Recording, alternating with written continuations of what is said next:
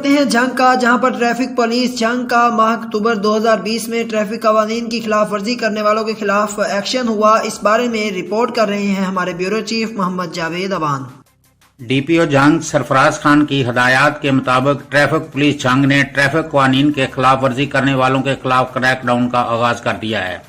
Traffic police जंग ने रवां माह अक्टूबर में कार्रवाई करते हुए प्रेशर हार्न के खिलाफ 720 चलान, अजाफी फैंसी लाइटों के खिलाफ 544 चलान, धुआं छोड़ने वाली गाड़ियों के खिलाफ 677 चलान, ओवरलोडिंग के खिलाफ 1808 चलान किए।